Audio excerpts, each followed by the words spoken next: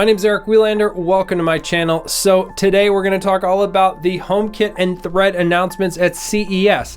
CES is an annual trade show where companies across a bunch of different brands of consumer electronics bring all their new and sometimes crazy ideas to show off both to the press and potential retailers that might want to carry them in their stores or on their online stores. So it's a great place for us as consumers to see what are these companies, specifically in our case for Apple smart home tech, what are they planning to do for the rest of the year? What kinds of products can we expect to see as maybe we want a plan of what are we going to add to our smart home over 2022? And first off is a product that I think a lot of us have been anticipating for a while, which is the Schlage Connect, what's it called? Yeah, of course, I've been anticipating it for so long, I forgot what it's called. The Schlage Encode Plus Smart Wi-Fi Deadbolt. And this is Schlage's first lock to support Apple's HomeKey standard. So last year at their developer conference, Apple announced the HomeKey standard, which makes it really easy for you to open a door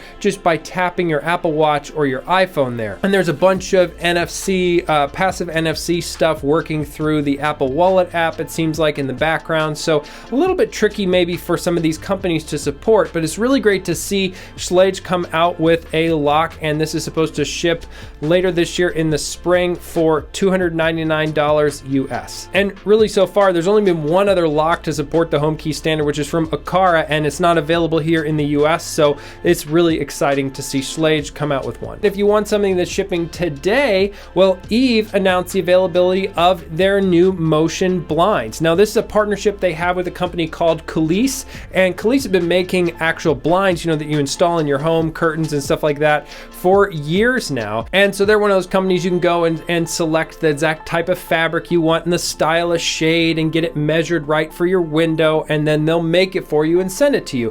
And what Eve is doing there is supplying the smart motor and smarts that connect to your smart home via Thread, so you can control those shades with Apple HomeKit. And they're launching with a variety of shade styles, and it seems like they have plans to add a lot more over the course of the year. So they might even have the most selection of styles of different types of shades you can get compared to something like Serena shades from Lutron. So right now you can go to a variety of different online retailers to get some shades, and that's in the US here there's selectblinds.com and omniablinds.com. In Australia you have abcblinds.com.au, and then in Europe you also have Cinevo and then Smart Blinds in Europe. So and Omnia Blinds in Europe. So there's a variety of different online retailers worldwide. It's exciting to see that launch, and with that there's already been a number of reviews on YouTube about these blinds, and TLDR, what I'm seeing from these reviews is that they don't move in sync. So if you get multiple windows with these blinds, one of the things I really like about the two Serena shades from Lutron in my bedroom is that they move exactly in sync when you open and close them. And so maybe that could be fixed in a software update, but it doesn't seem like the Eve ones do that, at least just yet. And then they also seem to make a little bit more noise. The motor is definitely louder than their competitor Serena shades, but the pricing is a lot more attractive than Serena shades tend to be pretty expensive. These Eve blinds have configurations starting around $350 US. So definitely more expensive than something like IKEA smart shades, but also, you know, you get more customizability, and it's going to be cheaper than what can easily be $600 plus a window with Serena shades. Then there's two other great features I want to mention on these shades. They charge with USB-C, so you don't need to put a bunch of like D batteries in the case of Lutron to fill the power. You just charge it with USB-C, and then they're also going to be pretty low power consumption because they're using Thread to communicate with your smart home, or Bluetooth if you don't have Thread capabilities. But Thread is that new wireless standard that's taking over the smart home. It's going to be part of the Matter standard later this year, and I made a whole video explaining what Thread is, where it came from, how it relates to Matter. So I'll link that somewhere here on the screen if you're just curious to learn more and haven't seen that video already. Now, Eve also announced a new outdoor cam. So Eve previously at CES 2019 announced the Eve Cam, which is an indoor HomeKit secure video camera. And so this extends that line to have now an outdoor cam, which also has a floodlight on it and supports HomeKit Secure Video. Now it's 1080p only, but that's all that HomeKit Secure Video supports. And it uses 24 frames a second and 157-degree field of view. So pretty good field of view when you compare it to other outdoor security cameras like Arlo's usually have around 160-degree field of view. And it's better than the competing HomeKit Secure Video floodlight cam from Netatmo, which only has a 100-degree field of view. Now, it does require AC power, and then it communicates with your smart home via Wi-Fi. Now, I interviewed for that Thread video one of the head product managers at Eve, and he was talking about then that Wi-Fi makes a lot more sense for a camera than Thread. I agree. Thread is not designed for the kind of data throughput that you need with a camera. So I think it makes perfect sense. Now, I would have really liked to see, or maybe in the future, some kind of a wired camera like this where you can power and connect it to the network via Ethernet with power over Ethernet.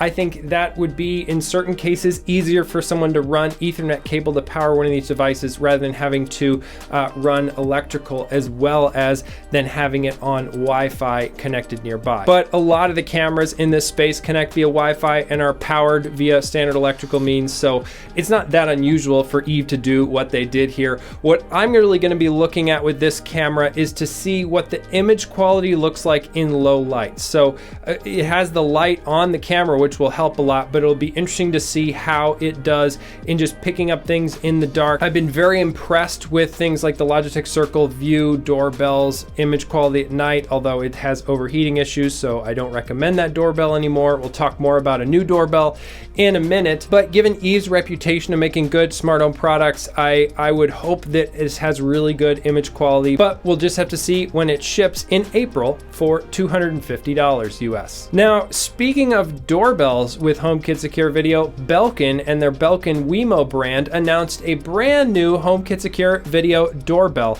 and this has a 4-megapixel high-resolution sensor and 178-degree field of view.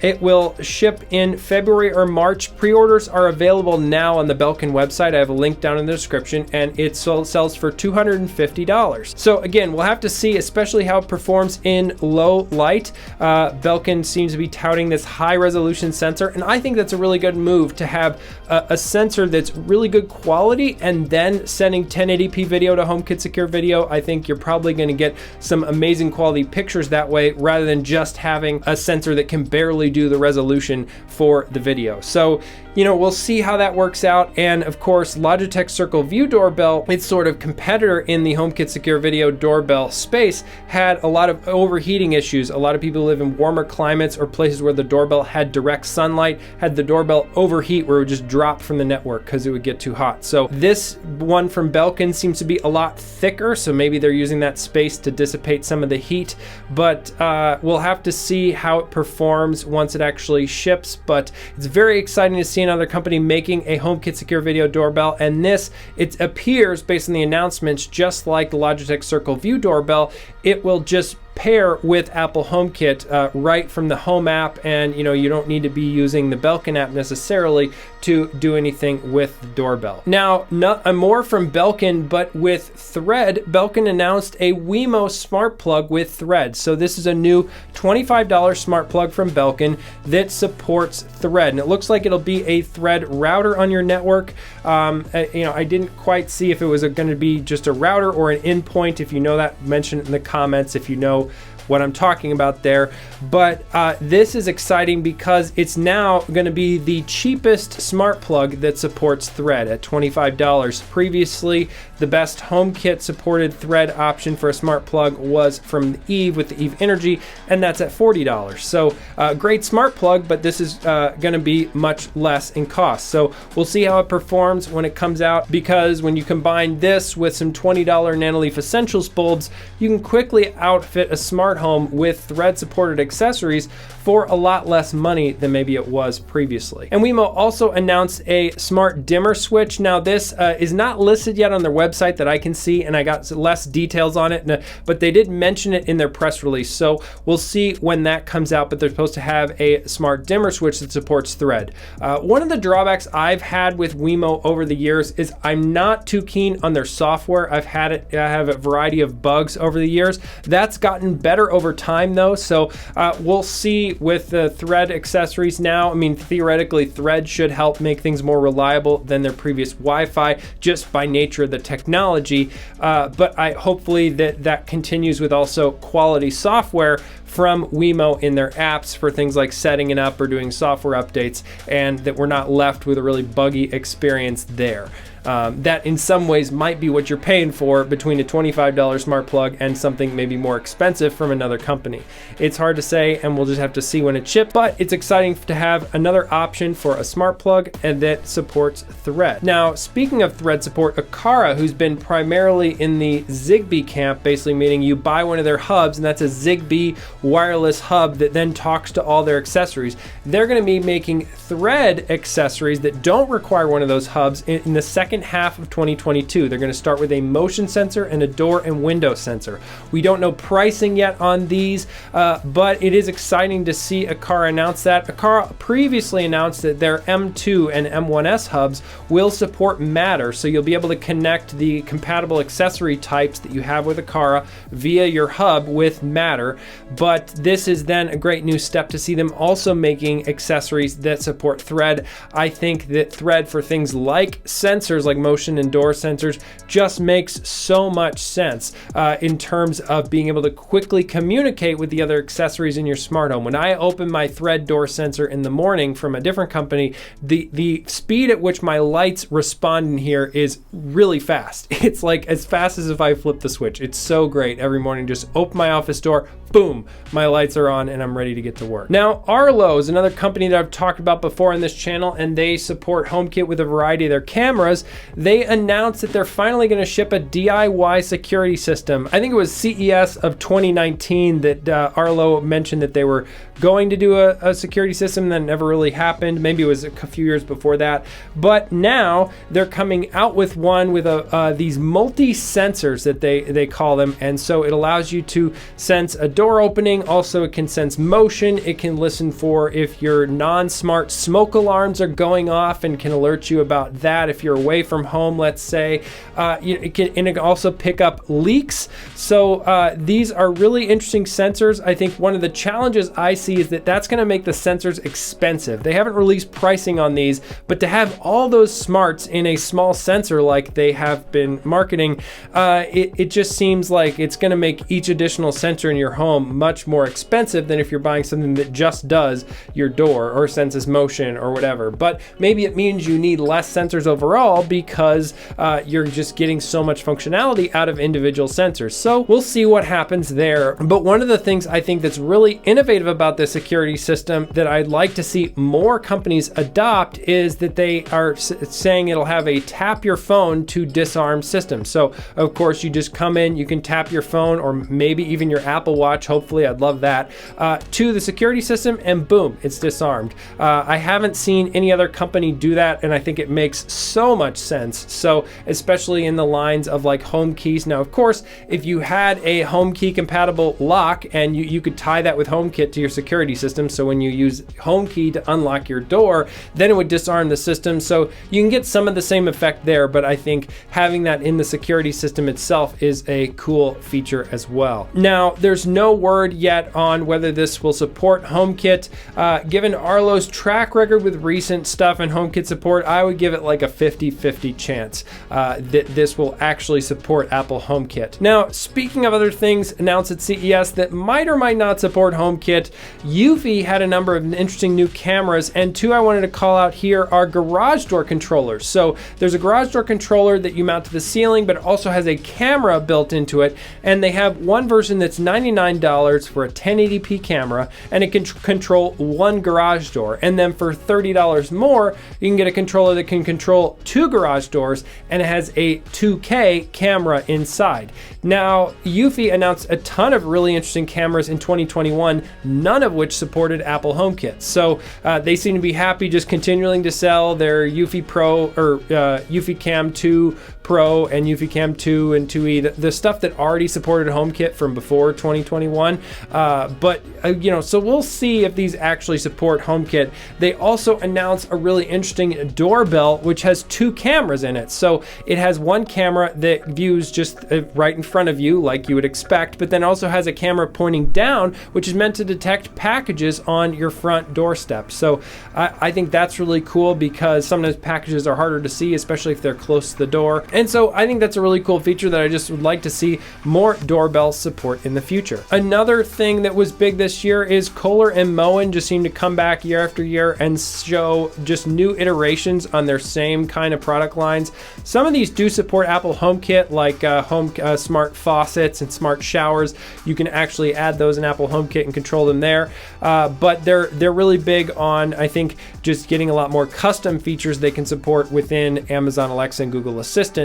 And they also have some things this year that they've really been pushing about a sort of smart water system across your home, where then if you have a leak detected somewhere, you can shut off the water to your entire house with their smart water shutoff. And there are some ways you can retrofit existing valves to do this currently, but I think it's nice to see water companies actually making valves that are just built to do this from the ground up. So now, one of the big things that both of these companies push are touchless sinks, and there's some really cool looking touchless sinks in their videos. And I'm kind of mixed on this. The marketing is that it's going to be more sanitary because people aren't touching the actual sink when they wash their hands, and so you don't have spreads of germs that way. I spent a little bit of my time in 2021 at a co-working space, and they, for the same sanitary reasons, got a bunch of these touchless sinks, and it's a really cool concept. But it turns out that most of the people I saw in there would just use the handle because they know how to do that, and touchless sinks are kind of new and not something people are as familiar with. So I think if you're doing this in something like a guest bathroom, it's probably most people are still just going to use the handle to control the sink rather than whatever the touchless control is on it. So, and how many times have you been in a public bathroom that has a touchless sink and like 2 of them work, but then 2 of the others don't? And so, there's always the reliability questions there of how much are you going to have to deal with fixing your sink with this. I don't know. But it is technology that keeps pressing onward, and maybe if it becomes a standard one day, I do think it would be kind of cool. So we'll see. But wait, there's more. Sengled makes a variety of Zigbee products, and their Zigbee hub works with not only Apple HomeKit, but also Samsung SmartThings and Amazon Alexa, Google Nest. So if you're into Sengled already, they're introducing a bunch of new sensors, including motion sensors and door sensors that work with their existing hub and should work with HomeKit. They also announced a bunch of products that don't work with Apple HomeKit that I'm just kind of skipping over here. But keep an eye on Sengled if you're already into their system for some new sensors coming out this year. So a lot of really exciting announcements this year at CES. Sorry that I'm a little bit congested right now. You had to listen to this all the way to the end with my congested voice. If you're interested again about learning more about Thread, there's a video here on the screen about that. And then also if you just want to see in comparison my video from last year's CES, I have that linked here somewhere on the screen as well. Thanks again so much for watching, and I'll see you in the next one.